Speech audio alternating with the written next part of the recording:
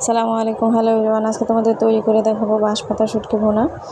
এই শুটকিটা ভুনা করতে খুব বেশি সময় প্রয়োজন হয় না। আমি এখানে 2টা শুটকিকে পরিষ্কার করে এরপর ব্লেন্ডারে ব্লেন্ড করে নিব। তোমরা চাইলে বাটায় বেটে নিতে পারো। এরপর দিয়ে দিয়েছি কড়াইয়ের মধ্যে 1 কাপ তেল, 2টা বড় সাইজের পেঁয়াজ, এগুলোকে ভালো করে কিছুক্ষণ ভেজে নিব। এটা যখন কিছুটা লাল হয়ে আসবে সে পর্যায়ে দিয়ে দেবো স্বাদ মতো লবণ। এরপর দিয়ে দেবো এখানে 1টার মতন রসুন। তোমরা চাইলে রসুনের পরিমাণটা বাড়িয়েও দিতে পারো।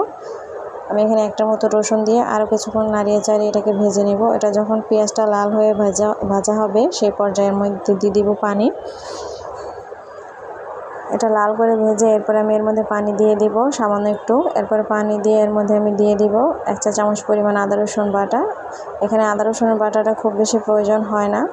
আমি এখানে 1 চামচ পরিমাণ আদা রসুন বাটা দিয়ে এরপরে এটাকে আরও কিছুক্ষণ নাড়িয়ে চাড়িয়ে এর মধ্যে দিয়ে দিব 1/2 চামচের মতো হলুদ গুঁড়ো, 1/2 চামচের মতন জিরা আর 1/2 চামচের মতন ধনিয়ার গুঁড়ো।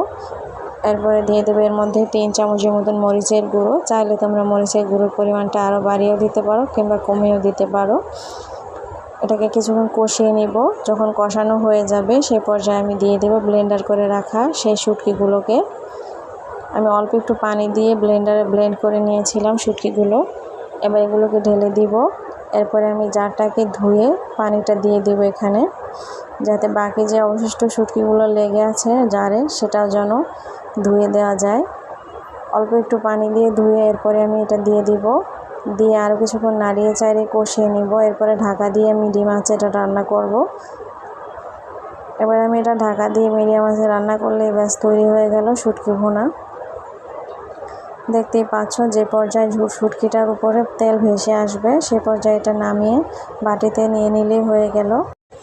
এরকম নিত্য নতুন ভিডিও পেতে চাইলে অবশ্যই পেজটা লাইক, কমেন্ট, শেয়ার করতে ভুলবে না। আল্লাহ হাফেজ।